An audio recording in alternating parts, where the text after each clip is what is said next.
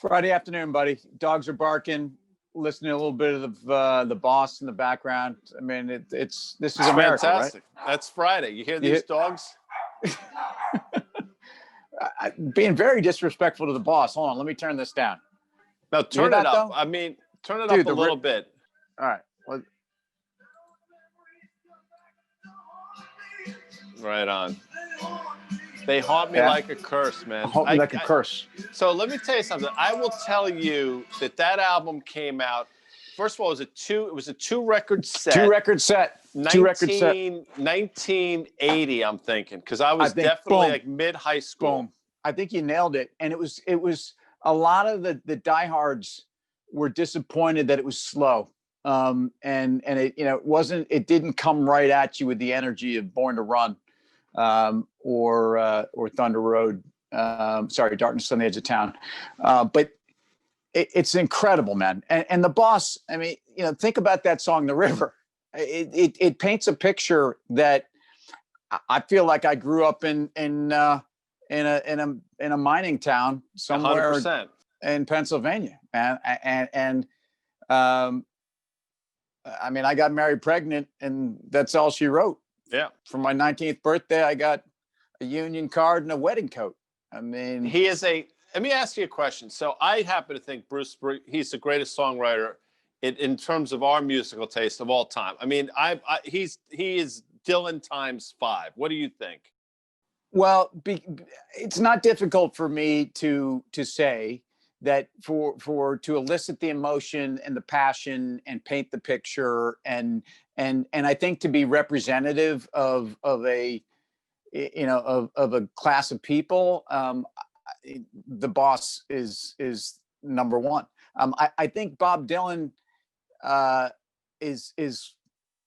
a bigger resume in terms of just how prolific and profound the impact was on broader music and maybe a movement in a time. I mean, think about the role that Bob played in the 60s and also with folk music and where the country is then, where is it now? I don't know, but I hear you, man. And I love the Boss. What I love about the Boss too is if you caught any of that Broadway run he had, and if you go to Netflix, because you can watch one of those shows as if you were sitting in that small theater, which was a gem.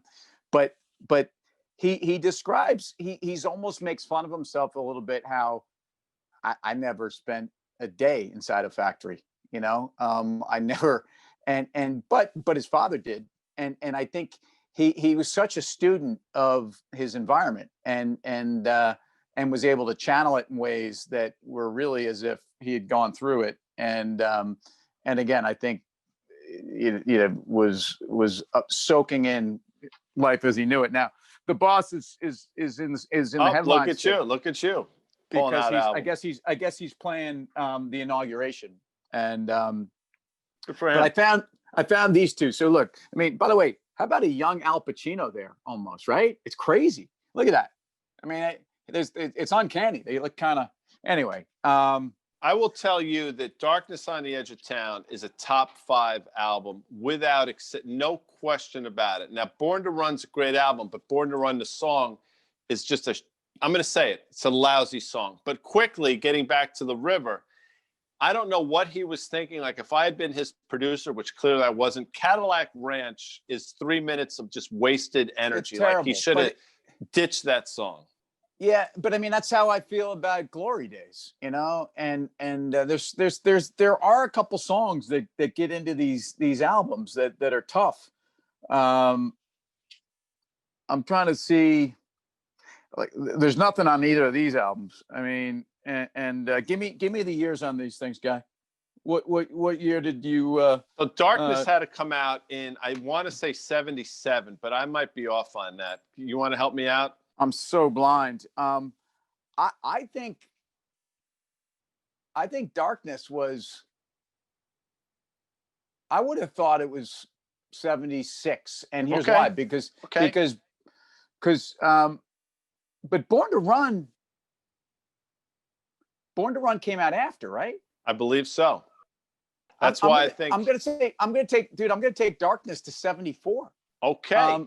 Because I think Born to Run is like 75. Let's see. So I'm going to my Google machine now, unless you can do that off the album. Well, if I could read today, I'd be able to pull this down. 1978. Darkness is 78. The summer is 78. Okay, so it came out after, because Born to Run 75. I'm right. You're right. How about that? So I'm gonna read you. Songs from Born to Run. I mean, from Darkness on the Edge of Town, and we're gonna piece a market mosaic here. Do it. All I right? love this game. This is like this is what we do. Go ahead. All right. So Badlands. Adam Raised a Cain. Sure, he did.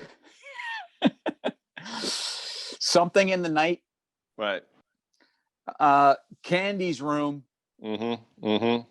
And Racing in the Street. That's side A. And I'll do something with side B. How about that?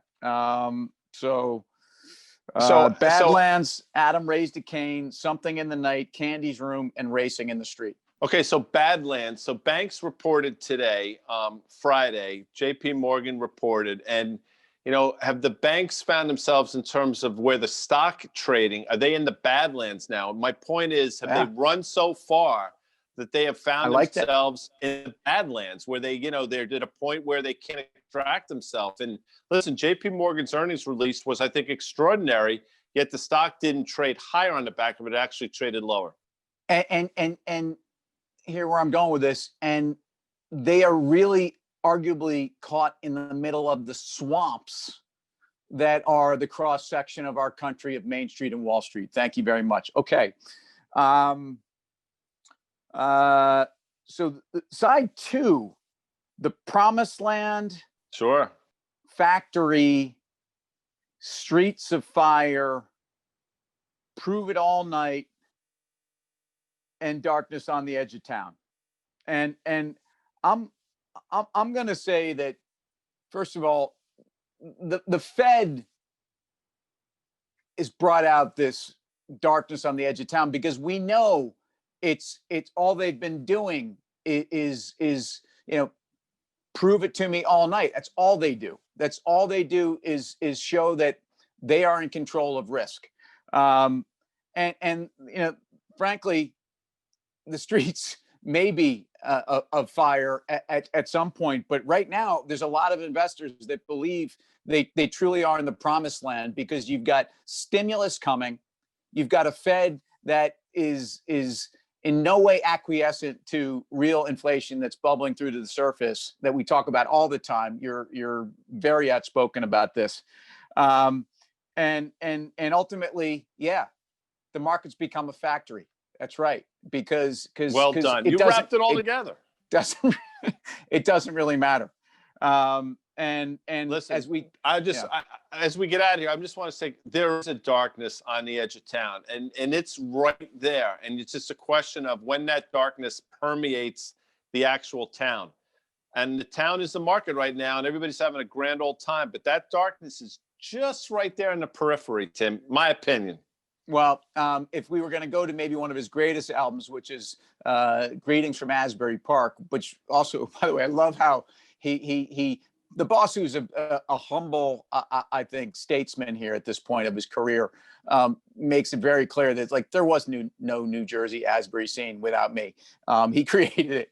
But that one of the best songs on that song is Growing Up.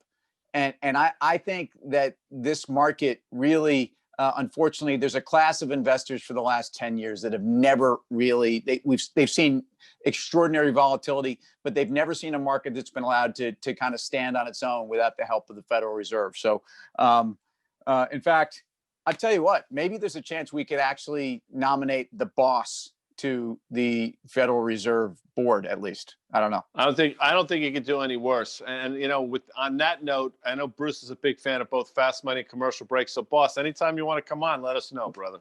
Bring it on, boss. See you soon. See you soon, boss. And that's you, guy.